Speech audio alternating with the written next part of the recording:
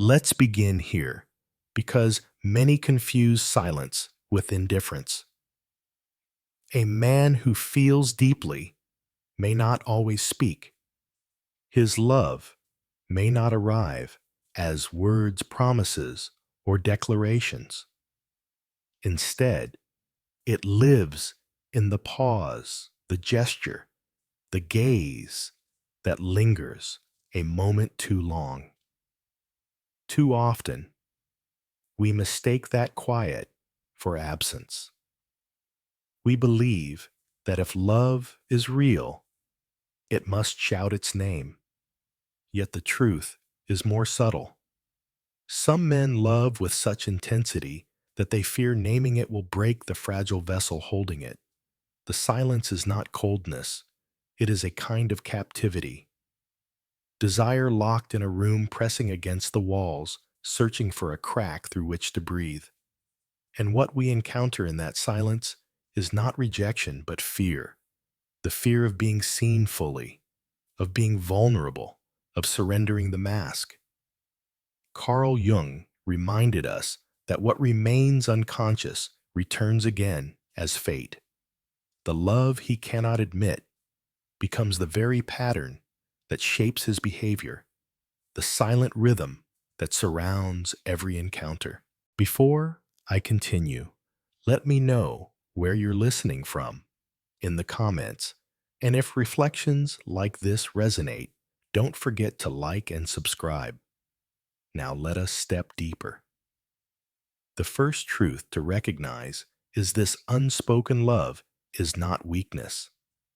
It is not a lack of feeling, but a sign that something powerful is stirring beneath the surface. A man may stay near, yet retreat, may offer care, yet withhold words, because to speak would expose the tender places he has long guarded. Here lies the paradox.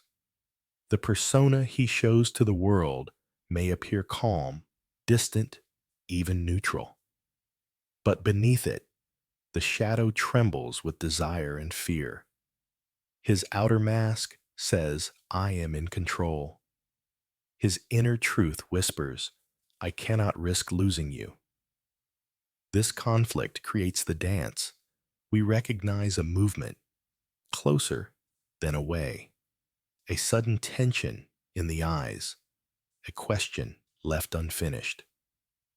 Each sign is a symbolic language, a message from the soul that reason cannot easily explain. To listen to this silence is to read between the lines of human behavior. It is to notice how love does not always appear as words, but as constancy, as attention, as presence that does not leave. And in this recognition, we begin to see silence itself can be a confession. Love may be hidden, but it is not absent. It waits in the shadows, asking if the soul is ready to bring it into the light. Every love story, even the silent ones, carries a moment where the surface begins to crack. At first, it may seem like closeness is growing, like two lives are moving toward a hidden confession. But then something shifts. A hesitation appears. A step forward is followed by a retreat. You sense a distance that has no explanation. What once felt like warmth is now interrupted by cold air. This is the first fracture. It is not a lack of love, but the presence of fear. For some, to speak the truth of their heart feels as dangerous as walking across thin ice. The possibility of rejection, of being seen and then turned away, awakens memories buried deep within. These memories are not always conscious. They may come from childhood wounds, from betrayals, from times when vulnerability was punished instead of welcomed.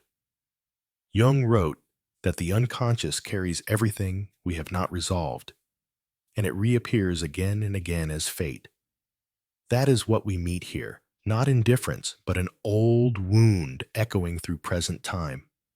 The fracture is subtle at first, a sudden silence after laughter, a shift in tone that feels like retreat, a glance that avoids too much contact. You can feel it even when nothing is said. The body remembers what the mind tries to suppress. He fears the exposure of tenderness. She feels the weight of his distance. Both are caught in a pattern they did not choose yet cannot escape without awareness. Here the persona, the mask presented to the world, begins to tighten. On the surface, he appears calm, rational, in control. But inside, the shadow trembles with anxiety. He fears not just rejection, but annihilation, the feeling that his very self could collapse if love is not returned. This is why silence sometimes feels safer than speech. To stay hidden is to survive. To reveal is to risk everything. In this way, love becomes entangled with fear. What should be an opening becomes a closing. The longing to speak becomes a retreat into coded gestures and indirect signals. You see the signs, but cannot name them. You feel affection, but do not hear it confirmed.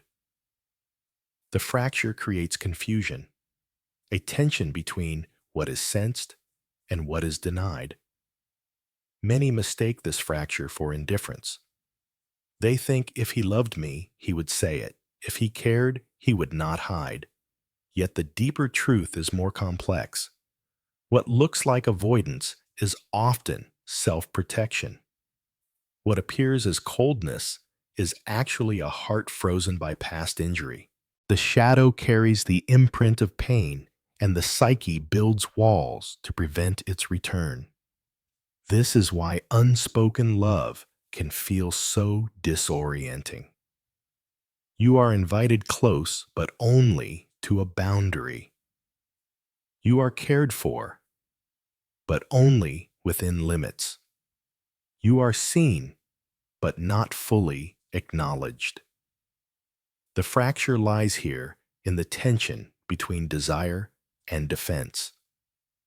Jung described individuation as the process of bringing what is hidden into consciousness.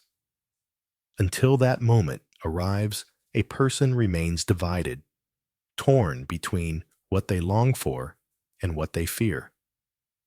The fracture is the evidence of that division. It is the sign that love exists but cannot yet flow freely. The cost of this fracture is heavy. Silence becomes its own prison. Both souls feel the strain. One wonders if they are truly loved. The other hides the truth of their heart, living with the weight of secrecy. The relationship itself becomes suspended between two realities, one of closeness, one of distance. We must see this not as failure, but as the first stage of transformation. A wound has been touched. A shadow has been stirred. The fracture reveals the place where healing is required. Without it, nothing can change. With it, the journey into depth begins. Think of it like a mirror with a thin crack running through it. The reflection is still there, but slightly distorted. The fracture reminds us that love is never only about another person. It is about the self we bring into relationship, complete or incomplete, healed or still wounded. When fear enters, it points directly to the parts of us that remain unfinished. In this stage, silence feels louder than words. Every pause carries meaning. Every retreat feels like loss. Yet hidden within is a call to see not only the other, but the hidden battle they are fighting. The fracture is not the end. It is the threshold. And so the story continues. The shadow presses against the mask. The wound repeats its ancient rhythm. Love waits unspoken, because the heart has not yet found the courage to stand in its own truth. But this very fracture, painful as it is, opens the door to what comes next, the deeper confrontation between shadow and persona. The fracture of silence does not remain hidden for long. Once it appears, it begins to shape the rhythm of every interaction. The closeness that once felt natural is suddenly interrupted by hesitation, and what seemed like openness becomes wrapped in a veil of restraint. This is the stage where the mask of the persona is called upon most strongly, as if to protect the self from being discovered. On the outside, the mask appears calm. It offers composure, detachment, even the appearance of indifference. Yet behind that mask, the shadow is restless, carrying all the unspoken fear, the jealousy, and the longing that cannot be admitted. The persona says everything is fine. The shadow whispers, I am terrified of losing what I desire most. This inner conflict is rarely intentional. It is a defense learned over time, shaped by old injuries. The persona is the social armor, the version of the self designed to survive the judgments of the world. The shadow is the buried truth, the fear of abandonment, the wound of rejection, the hunger for intimacy that cannot yet be voiced. And so the two clash, creating contradictions in behavior that leave the other confused. You see it in the way affection is offered with one hand and withdrawn with the other. You feel it in the pauses that last too long, in the questions left unfinished, in the sudden distance after a moment of warmth. These are not signs of indifference, but of a battle unfolding within. The mask strives for control. The shadow pulls toward exposure. The result is ambivalence, a dance of approach and retreat that seems impossible to resolve. Jealousy often reveals itself here, not the dramatic outbursts that are easy to recognize, but subtle shifts in the body, the tone, the eyes. He may laugh when you speak of another man, but the eyes turn away too quickly. He may insist nothing is wrong, yet silence lingers longer than usual. The mask denies, the shadow betrays. This is how the unconscious speaks when words are not allowed. Jung reminded us that the shadow is not evil in itself. It is simply the part of the self that has not been integrated the emotions and truths we refuse to acknowledge. In love, the shadow often carries vulnerability. To admit love is to admit need. To confess affection is to risk dependence. For someone who has learned to equate dependence with danger, the shadow becomes unbearable. The mask then steps forward, presenting detachment as safety. But safety has a cost. The persona protects, but it also imprisons. When the mask is too strong, it blocks the possibility of genuine connection. The partner feels unseen, unacknowledged, even dismissed. Yet beneath that surface lies a storm of feeling that cannot be expressed. This tension is exhausting. It drains both sides of vitality, leaving the relationship suspended between appearance and reality. At this stage, love becomes encoded in behaviors rather than words. Attention to small details, sudden acts of care, or the steady presence in moments of need reveal what the mask denies. But because these signs are indirect, doubt grows. The one who waits wonders, is this love, or is this only kindness? The one who hides struggles with guilt, fearing that silence is mistaken for indifference. Both are caught in the gap between shadow and persona, unable to bridge the distance. The danger here is stagnation. If the mask continues to dominate, love remains trapped. The shadow grows heavier, pushing for release, but without awareness, it only leaks out through confusion and contradiction. A smile hides anxiety. A retreat conceals longing. Words of denial cover eyes that betray desire. The deeper the mask, the louder the shadow presses from below. We must understand this conflict as more than a personal weakness. It is a universal pattern.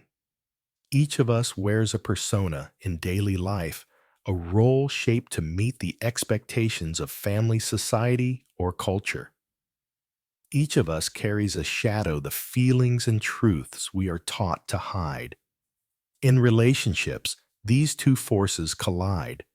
The more we cling to the mask, the more the shadow demands attention. The more we suppress fear, the more it shapes our actions without consent. This stage of tension is necessary. It is the fire that reveals what is false and what is true. Without the pressure of contradiction, the self would never awaken. The fracture exposes the wound, and the mask reveals the cost of hiding. The shadow insists that healing is required. This is the moment where the choice emerges to remain divided or to face the hidden self. In the silence between persona and shadow, love is both present and absent. It exists in the eyes, in the gestures and the constancy that cannot be denied.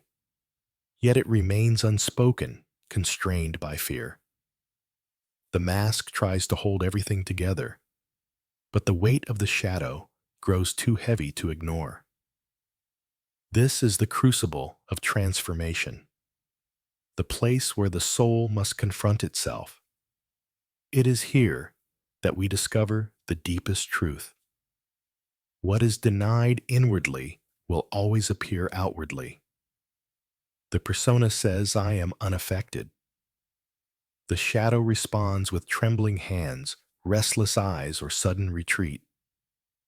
No matter how carefully the mask is crafted, the unconscious speaks through the cracks, and those who listen closely can hear it. This stage is painful, but it is also sacred. It shows us that love is not just about attraction or companionship. It is about facing the hidden parts of ourselves. To truly love another requires the courage to remove the mask, to invite the shadow into light, and to risk being seen. Until that step is taken, love remains divided, half-lived, half-concealed. The mask of indifference cannot last forever. Sooner or later, the shadow will break through. The question is whether the self will resist, or whether it will embrace the deeper journey that lies ahead. The awakening begins when one realizes that silence is not enough, and that truth, however frightening, is the only path to wholeness. Every inner conflict eventually reaches a breaking point. The mask grows heavy. The shadow presses harder. What was hidden begins to leak through in ways too consistent to ignore. At first, it seems accidental. A remembered detail surfaces in conversation. A dream slips into words, carrying another's presence without intending it. These fragments are more than coincidence. They are the unconscious beginning to speak. Love, when it cannot be declared, often finds its way into symbols. It appears in the way one recalls a gesture, a tone of voice, or a song that was once dismissed as unimportant. It shows itself in daydreams of a house with windows or a landscape described in colors known only to another. These small expressions may appear ordinary, but they are full of meaning. They reveal where the heart has already gone, even if the mind refuses to follow. Jung taught that what is not made conscious does not disappear. Instead, it shapes the fabric of fate. When love is buried, it returns through the cracks of daily life. The unconscious carries it forward, pressing it into speech, gesture, and dream. You recognize it in the gaze that lingers too long, in the sudden silence that carries weight, in the constancy of presence when it matters most. These are not empty habits. They are the psyche's way of confessing what the mouth cannot say. This is the stage of awakening. The fracture has already exposed the wound, and the conflict between shadow and persona has revealed the cost of hiding. Now the unconscious demands attention. It offers glimpses of truth in symbolic form, leaving the choice of recognition in your hands. To ignore these signs is to continue living in doubt. To notice them is to acknowledge that love, though unspoken, has already crossed the boundary of secrecy. The awakening is not sudden clarity. It is more like mist lifting slowly from a valley. At first, you only see outlines. Then the shape of the mountain appears, and finally, the horizon comes into view. In the same way, the symbols of unspoken love gradually form a pattern. What once seemed ambiguous begins to cohere. A deeper truth emerges: this love exists even if it cannot yet be named aloud. The eyes often reveal the strongest signs, a look that does not end when politeness requires, a gaze that searches as if asking questions without words. The soul speaks through the eyes because it is there that masks are hardest to maintain. You may notice that he looks away suddenly, as though afraid of what might be revealed. This is not rejection, but the recognition that his gaze risks betraying him. The unconscious pulls toward truth, while the persona fights to maintain control. Another symbol appears in attention. The details remembered, the small gestures of care, the timing of presence when comfort is needed. These acts are not planned strategy. They are spontaneous eruptions of the unconscious love declaring itself without permission. Someone who is indifferent does not remember the way your voice changes when you are tired, or the name of a person who once hurt you. Indifference does not notice. Love always notices. And then there are the dreams of the future. A conversation about a city includes mention of a cafe you would love. A vision of a quiet home carries the detail of windows you once described. The unconscious weaves the other into imagined landscapes, as though love has already entered the architecture of what is hoped for. Even if words like "we are never spoken," the presence of another in these visions reveals the truth. The heart has already chosen. This awakening does not eliminate fear. It does not dissolve the shadow in a single moment, but it shifts the balance. Now the silence is not only absence, it becomes a form of expression. Now the retreat is not only distance, it is also evidence of inner struggle. Each contradiction becomes understandable because the deeper pattern is visible. What was confusing begins to feel coherent. The unspoken has started to reveal itself. To see these symbols requires patience. It requires the willingness to read silence as carefully as words, to notice what is repeated, to honor what is consistent. Jung often compared the unconscious to a symbolic language, one that must be interpreted rather than taken literally. In the set way, love that is hidden speaks through the language of attention, presence, and vision. The signs are not theatrical, but they are undeniable.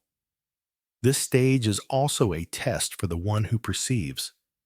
To recognize love in symbols is to decide whether you will settle for gestures alone or invite a fuller truth. Awakening means acknowledging both the beauty and the limitation of what is revealed. It means seeing love in its raw form, while also knowing that silence cannot sustain it forever. Awareness must eventually lead to action, or else the river of affection remains underground, carving caverns, but never flowing freely. The awakening is the turning point. The persona can no longer fully contain the shadow. The unconscious has begun to speak too clearly to be dismissed. The soul demands recognition, and the heart, however fearful, has already stepped forward. What remains is the choice to stay hidden in silence or to risk the vulnerability of voice. Here, in the awakening, you realize that love is not absent. It is only disguised. And in this recognition, the possibility of transformation begins to shine. The mask may still be worn, the shadow may still resist, but the truth has already revealed itself through the language of the unconscious. And once seen, it cannot be unseen. Every awakening brings us to a threshold. Once the unconscious has spoken through symbols, once the truth has begun to leak into gestures and dreams, the question becomes unavoidable. Will this love remain hidden, or will it step into the light? The soul cannot linger forever in half-truth. At some point, silence demands a choice. The choice is not simply whether to confess or to remain silent. It is whether to remain divided or to seek wholeness. Jung described individuation as the process of becoming whole, uniting shadow and persona, fear and desire, into a more complete self. In the context of love, this means deciding whether to live behind a mask or to risk authenticity. It is here that boundaries take shape.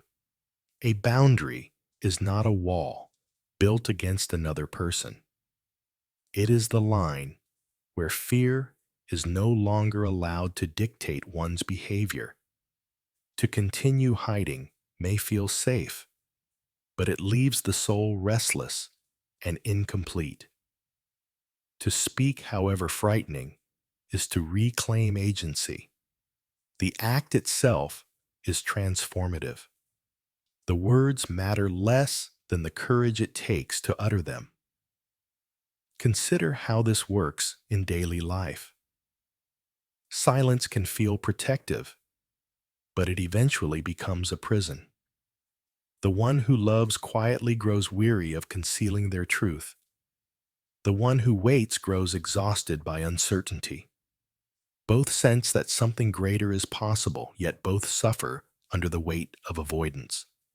This is the moment where a boundary must be drawn not against the other, but against the tyranny of fear itself.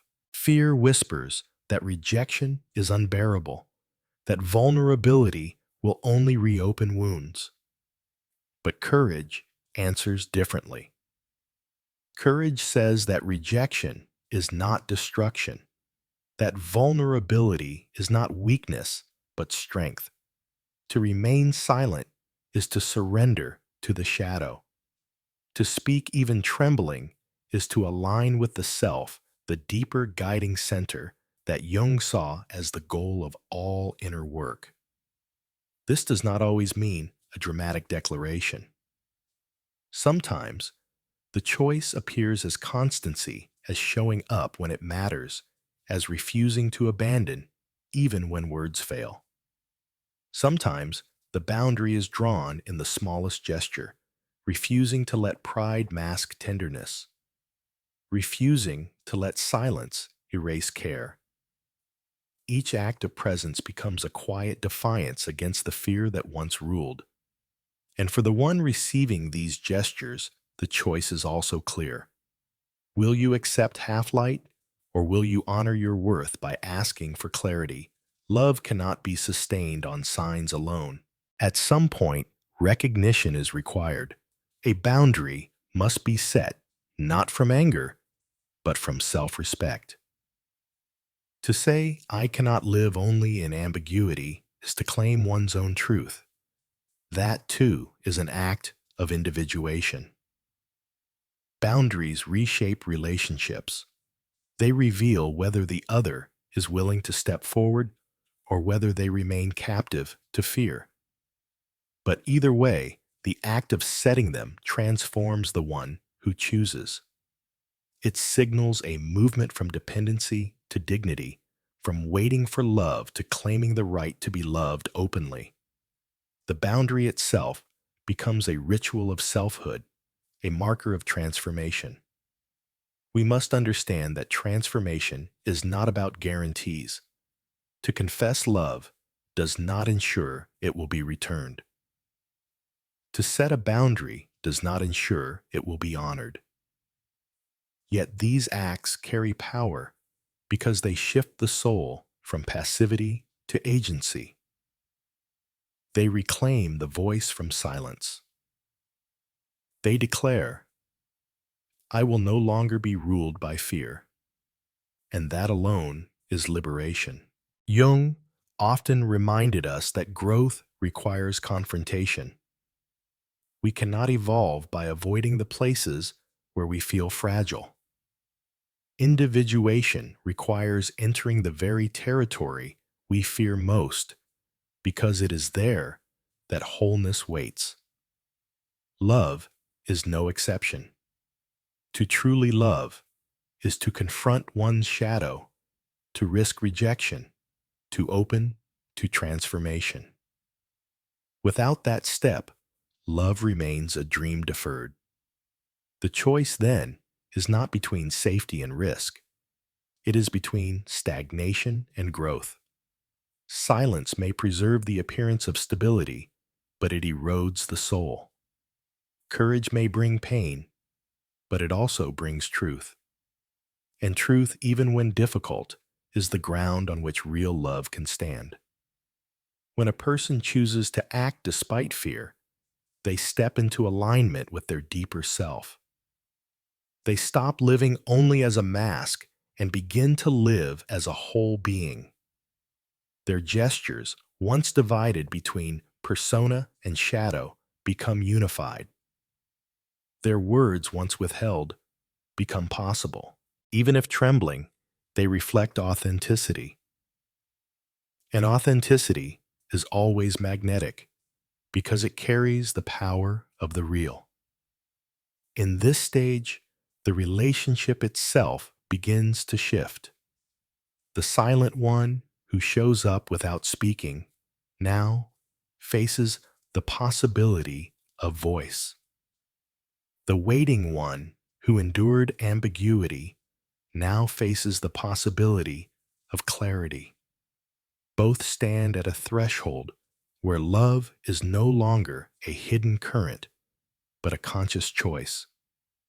The outcome may vary, but the transformation within each soul is certain. Courage here does not mean recklessness. It does not mean rushing into declarations without thought. It means aligning with truth, refusing to live divided, refusing to let fear decide. It means daring to reveal what is real, even if the risk is high. And that daring itself changes everything. This is why Jung saw love not only as relationship, but as a path of individuation. It forces us to confront our masks, our shadows, our wounds, and to choose whether we will remain fragmented or seek wholeness. Love, when approached consciously, is one of the deepest spiritual teachers. It reveals where fear rules us, and it invites us to overcome that fear. At this stage of the journey, silence no longer holds the same weight. It is no longer a safe haven. It is a barrier to be crossed. The choice is clear. Continue in the half light of avoidance or step forward into the full light of truth. That step may not guarantee the outcome you desire, but it will always bring you closer to your authentic self. And authenticity, in the end, is the soil where love can truly grow. Every journey of love, whether spoken or unspoken, eventually reaches a point of truth. The mask cannot last forever. The shadow will always press for recognition. And what began as silence becomes a turning point, a call toward authenticity. We often imagine love as something that must be declared, celebrated, or confirmed with grand gestures. Yet the deepest forms of love do not depend on volume. They reveal themselves in consistency, in presence, in the quiet ways a soul refuses to abandon another. The unconscious never lies. Even when words fail, the truth finds a way to speak. And so we return to the question that has carried us through this reflection. What does it mean when love eats behind silence? It means the heart has already chosen, but fear has not yet allowed the words to form. It means there is tenderness where the mask shows indifference, constancy where the surface suggests retreat. It means the soul is speaking in symbols, waiting for courage to catch up with truth. The lesson here is not simply about romance. It is about the human journey toward wholeness. Jung reminded us that individuation requires facing what we hide. Until we confront our fear of vulnerability, we remain divided. The persona tells us we must appear strong. The shadow carries the ache of old wounds. Only by uniting the two can love flow freely. This is why silent love carries such weight. It is not absence. It is the presence of feeling trapped inside a fear too great to release. But even in that prison, love works to reveal itself through the eyes, through remembered details, through the faithful act of showing up when it matters most. Silence is not the end of love. It is the threshold where courage must enter. For those who sense this love, the invitation is twofold. First, to recognize the truth beneath the mask, to see that silence may conceal not indifference, but longing. Second, to honor your own worth by setting boundaries, by asking for love that is not only felt, but acknowledged. Both paths serve individuation. Both invite growth. And for those who hold back love, the invitation is different, but just as vital. To step beyond fear, to risk vulnerability, to understand that rejection, though painful, does not destroy the soul. What destroys the soul is silence that never opens a love buried until it withers. The choice to speak is not only a gift to another, it is a gift to oneself, the freedom to live as a whole being rather than as a divided mask. When we look closely, we see that every stage of this journey has been symbolic. The fracture revealed the wound. The mask revealed the cost of hiding. The awakening revealed the signs of truth pressing through. The choice revealed the courage required to transform. And now, the closure reveals the lesson love, when authentic, cannot be erased. It can only be hidden for a time. Sooner or later, it speaks in words and gestures, or in silence too heavy to ignore. The deeper message is this: true love is never about control or certainty. It is about presence. It is about daring to stand without a mask, to let the shadow come into light, and to trust that the soul, when revealed, is enough. To live this way is to enter individuation, to become more whole, more conscious, more real. And so the reflection ends where it began. Love does not need to scream to be real. It does not need endless promises to prove its strength. What matters most is whether it is lived authentically. The quiet act of staying, of remembering, of showing up with care often speaks more deeply than words ever could. But silence should never be the final word. It should be the prelude, the pause before courage finds its voice. When fear is faced, when the mask is lifted, when love dares to step forward, then silence becomes something greater. It becomes the soil from which truth grows, the place where love, long hidden, finally enters the light. So, take this lesson into your own life. Do not let fear imprison your heart. Do not accept only the half-light of avoidance.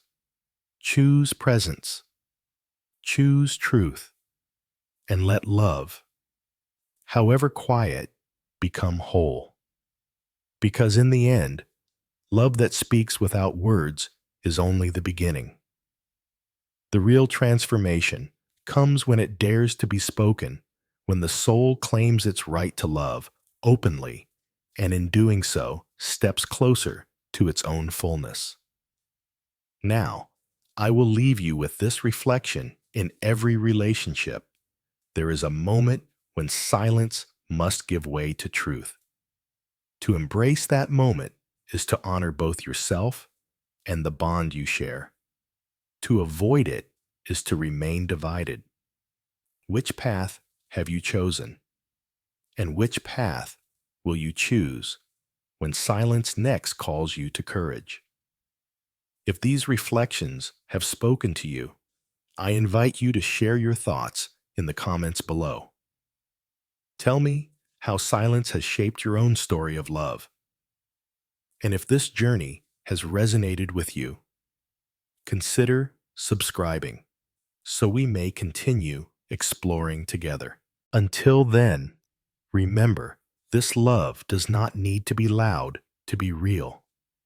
It needs only to be lived in truth, in presence, and in the quiet courage of the soul.